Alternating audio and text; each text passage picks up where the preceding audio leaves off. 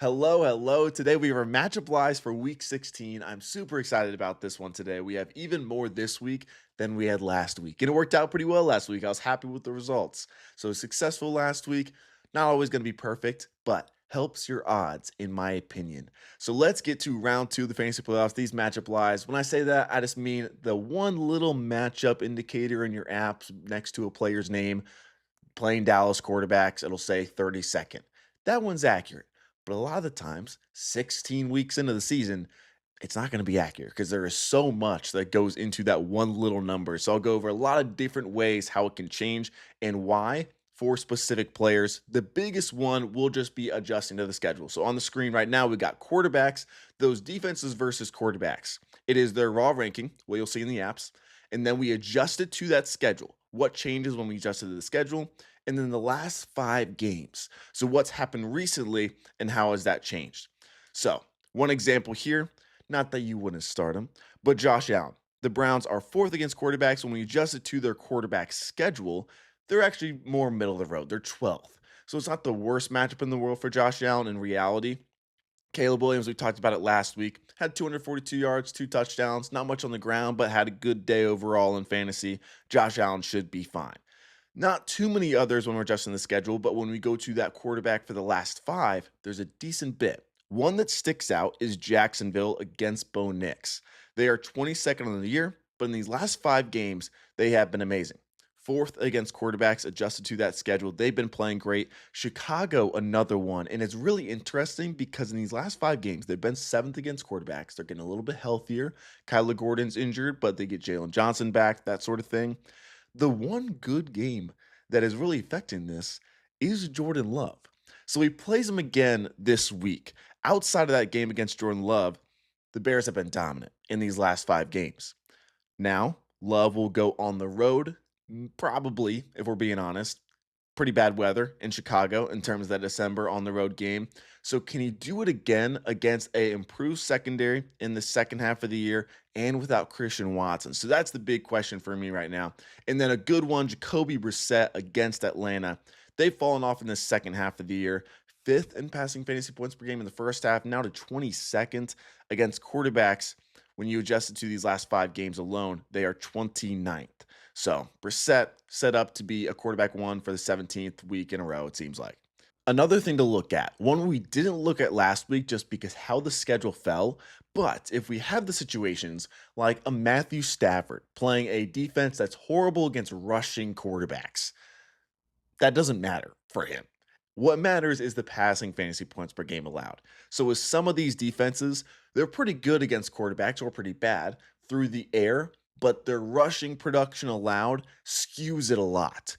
So 3 quarterbacks this week that do rush some. Lamar Jackson, sadly, has not been rushing as much, but it is a good matchup, I would say, against the Patriots, or it looks better for him. So obviously, some of it is affected by his rushing. But in terms of this Patriots defense, they are actually 27th against passing production. So you'll see they are 16th against quarterbacks. Against passing, 27th. They are third best on the ground. So if Lamar sticks to kind of how he's been playing, actually won't be affected as bad. He's been a lot more of a passing quarterback than a rushing quarterback as of late. The two that it affects more so in a negative way, or more so they might have to rely on their rushing a little bit more.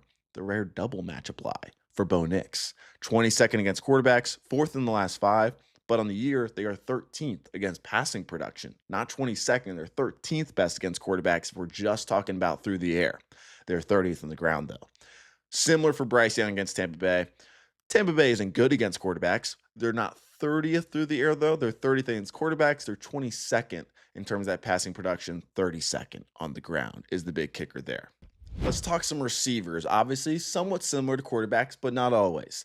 First one here is Miami against receivers. They get the Bengals this week. Chase, Higgins, both of them. We talked about this with DK last week. They are 9th against receivers, 15th when we adjust it. In these last 5 games, they are 21st. And another one here, so kind of like a triple one here.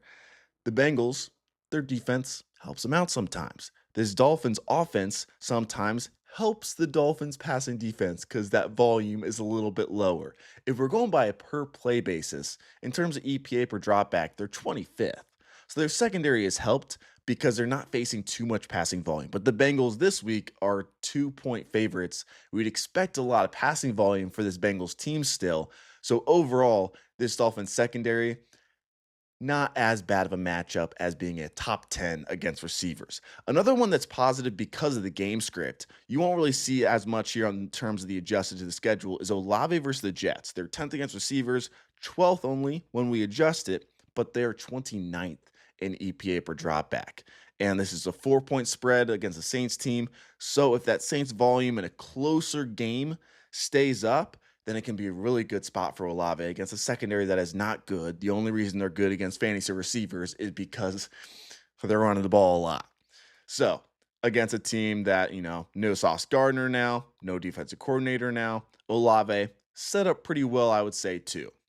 The two that, when you adjust it to the schedule, are worse is both in the NFC East. We got the Eagles, Terry McLaurin and Deebo Samuel. I'll talk about them both more in a second, too. But they adjust from 13th to number 1 in terms of that Eagles passing secondary.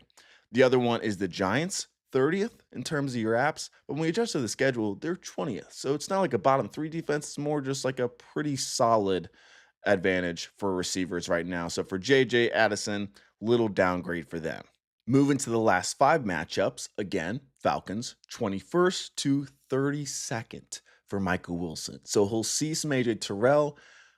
Besides that, there's not much to be scared of in this Falcons secondary right now. 32nd against receivers in these last 5 games. So Michael Wilson set up pretty nice this week, I would say. In Pittsburgh, we talked about it with Waddle. 26 against receivers. Yes, these last 8 games, they're 8th. They proved it again last week. Jameson Williams is the one that be affected here. I'm not really benching Jameson Williams right now. He's been incredible ever since Campbell's come in there, but something to consider. Sometimes, if you're a playoff team, top 4 at this point, you probably have some good receivers. So if you do have a decision, maybe take that into account for some teams that are really good. We talked about Courtland Sutton last week in terms of the outside receivers versus the slot receivers. Again, Courtland Sutton this week against Jacksonville, they are 29th against the outside, 3rd best against the slot. So they've been a little bit better recently. So maybe not bottom 5 against those outside receivers, but their strength is definitely on the interior of that passing defense. So a little bit better for Sutton this week than, say, like an Evan Ingram or Pat Bryant inside. When we're looking at the slot receivers, it is one that is really bad and one that's really good when we're comparing it to the outside receivers. So Deebo Samuel, we talked about how Eagles are 13th. They're number 1 against receivers when we adjust it. They're also number 1 by a lot against the slot. So Deebo Samuel playing 65% of his snaps in the slot right now. He'll get Cooper DeJean 65% of the time, basically. It's not a good matchup. It's definitely not the 13th ranked matchup in terms of being middle of the road. Tougher spot for him for sure. A better spot for a flyer guy in Jayden Reed. It's potentially a nice area where Christian Watson is out. He averaged 14 points per game last year. And I talked about how earlier Kyler Gordon is injured. He is that slot inside guy. So Jalen Johnson will be on the outside. But the Bears this year, largely because Kyler Gordon was missing time and then he came back and then got injured again. They are 32nd against slot receivers, 14th on the outside. But in terms of the slot, they're 32nd. So especially with no Tucker Kraft in there too, Reed is an interesting play this week for those teams that are desperate. Maybe that scrappy 6 seed team, maybe, just maybe for Jayden Reed. A few shadows to go over. DJ Turner, yet again, will be shadowing Jalen Waddle. Just a stat to show how good he's been this year. 27 receptions allowed on the 9th most coverage snaps in the NFL. So he's been pretty shut down. Not as much of a matchup lied. It's good to know the shadows. But yeah, Bengals 5th against receiver. Would say that's pretty accurate. Christian Gonzalez will likely shadow Zay Flowers, and Quinyon Mitchell could potentially shadow Terry McLaurin. Either way, the Eagles are number 1 against receivers when we're adjusting it, but just good to know. McLaurin, they're weird, the Kingsbury offense, where he just plays a side. So he's very easy to shadow. They always know that McLaurin is going to be on the left side of the field. So last year, Quinyon Mitchell did 75 to 80% of the routes he was on him, and it was not good for Terry McLaurin. Not good in terms of his production whenever he was across from Quinyon Mitchell. A few interesting ones when we're looking at extreme coverage tendencies for some defenses, how often they're playing zone versus man or specific zone coverages. So, two for the Houston Texans against the Raiders. It's a little bit of a nervous spot because the Raiders will probably score like 3 points this week, if we're being honest, against that Texans defense. So, not as good for a Houston passing defense. This was the worry last week with like the Eagles. So, A.J. Brown had a touchdown, gave him a solid day in fantasy. Devontae Smith kind of had a bust week just because the Raiders couldn't keep up. But we're hoping that in a maybe shorter allotted time, these Texans receivers and tight end can produce because of the coverage schemes. So, number one, against zone coverage this year, Schultz is 2.33 times better, huge amount, versus zone coverage compared to man. And the Raiders, they play the most zone coverage in the NFL. They also play the most cover three in the NFL, 50% of the time. Collins, by far the best against cover three. So that's the hope there. That single high look, 71% increase compared to any other coverage. And he's going to get that 50% of the time, that cover three look from the Raiders. So hopefully they can take advantage of that. Another one, look, this isn't necessarily me recommending him. So take it with a grain of salt. But Ibuka, there's some hope there. 2.6 times better versus zone coverage this year. Usually for receivers, especially outside receivers, are a lot better against man coverage. NFL defenses, they'll play man 30% of the time on average. But Carolina plays the second most zone coverage in the NFL, and Ibuka has been 2.6 times better against zone coverage than he's been against man coverage. So it gives him a little bit more hope at least. For running backs, when we're adjusting to that schedule, 2 positive or 3 positive, 2 negative. Let's start negative. Get it out of the way. Ashton Genty, I'm sorry. The Texans are not ninth against quarterbacks. They are number one. He doesn't have much help. It might not be good. The other one is the Saints. I've been hyping up the Saints a lot in the second half of the year, I feel like, in a lot of these videos. 18th against running backs right now. They are actually ninth when you adjusted the schedule, and just sneaking ahead to the last 5 games, they're number 4 against running backs in these last 5 games. And we're looking at like those game script numbers, a lot of teams that have been successful against the Saints to make them just like 18th or, ninth when we adjust it is because they're up big on the Saints and they're running the ball a ton. When we're looking on a per play basis, they're actually 12th in terms of EPA per carry. So I don't love it as much for Breece Hall, who might not be getting, 25 carries and 10 of them in the fourth quarter, that sort of vibe against this Saints defense with the Jets offense that they have right now lowers my confidence. The 3 positive right now, we got the 49ers, thank God, for Jonathan Taylor. 17th, but when we adjusted to that schedule, they're 26th. So a little bit better for Jonathan Taylor. And there's no Warner, no Bosa. So especially like Fred Warner at linebacker, that more recent injury of the two helps him out a little bit there. The Steelers, they get Derek Harmon back. So maybe a little bit of improvement. But in terms of these Detroit running backs, they are 8th against running backs, but when we adjusted the schedule, they're 17th. So Steelers more so middle of the road. And then Denver, surprisingly, also that too. So Etienne, without Tuden, should get a lot of volume. Oh no, the Broncos are second against running backs. When we adjusted to that schedule, they're actually 13th. So that definitely helps him out there. Looking at the last 5, the Titans are really surprising. So with no Patrick Mahomes, we got Pacheco, we got Hunt. The Titans, second best against running backs in these last 5 games. Again, when we're going on a per play basis, a lot of teams will run on the Titans. This will most likely be a closer game now without Mahomes. 15th in EPA per carry right now.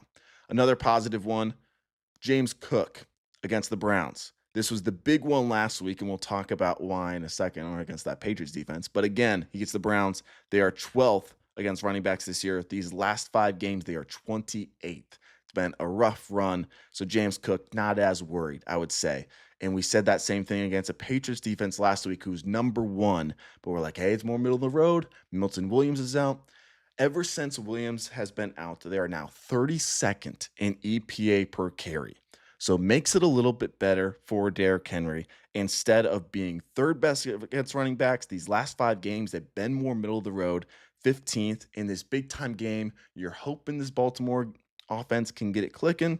And Derrick Henry, I'm not, fully fading him because of this Patriots running defense being number 3 against running backs right now. Again, Baltimore, Miami, improving run defense. They're bottom five to start the year. Second half of the season, Baltimore's number one against rushing production. Dolphins are number three now. They will get Chase Brown, the Dolphins will, who struggled against Baltimore last week, at least on the ground, can still make it up through the air and PPR leagues and be, fine overall. Would still say he's a start. And then Henderson, same thing. Maybe a little bit worse than we would expect, looking at Baltimore's defense being, right here, ranked 22nd against running backs. Well, they've been number one against rushing fantasy production in the second half of the year. So it makes it a little bit tougher for Henderson there. One, like the slot versus the outside, the passing quarterbacks versus the rushing quarterbacks. Another one like that is receiving running backs versus rushing running backs. So a few that are highly affected right now. We look at Minnesota. They are 11th against running backs. They are actually 22nd on the ground. Good for Tyrone Tracy. Second against receiving running backs, which Tracy hasn't really gotten too much of anyways with Jackson Dart. Makes sense, that rushing quarterback back there. Less checkdowns, more scrambling. So for Tracy, a little bit better. Dallas against Hampton. They have been getting better and better, especially with those trade, got healthier. They're actually 17th against rushing fantasy production to get to running backs this year. That'd be shocking on the entire year. So not even since they got some reinforcements, but 17th against the rushing fantasy production, 31st through the air. So a little bit of a downgrade for Hampton, especially behind that offensive line right now and it just being a split backfield. And then Tampa Bay versus running backs. They're 30th against receiving running backs, 7th on the ground. So again, a little bit of a downgrade for Dowdle. They're 21st against running backs, but when we're looking at just the rushing production, which is mainly what we're playing Dowdle for, they're actually 7th best when we adjusted to that schedule and look at just the rushing production. And one final one, DeAndre Swift, 2 weeks ago, didn't really play well. He gets the Packers again at home, that rematch, and there has been a couple changes. Sadly, just injuries. Micah Parsons obviously won't be playing. Wyatt, that defensive tackle, won't be playing. It's a very small sample size. So again, take it with a grain of salt. But on the 62 carries this year that they have both been off the field, they are 31st in EPA per rushing attempt. So small sample size, some of that might be a little bit of garbage time. But for DeAndre Swift, he's been playing great this season. Overall, I wouldn't say like, oh, he's a must sit because the Packers, when we're adjusting that schedule, even look better. Third best against running backs right now, and they're 10th best when we're looking at just that normal raw ranking. But I hope you guys enjoyed this video. Love doing it. If you have any questions about specific guys and their matchups, that sort of thing, let me know in the comments. I'll try to answer as much as I can and hope you have a good week. Win this week. Have fun. Bye.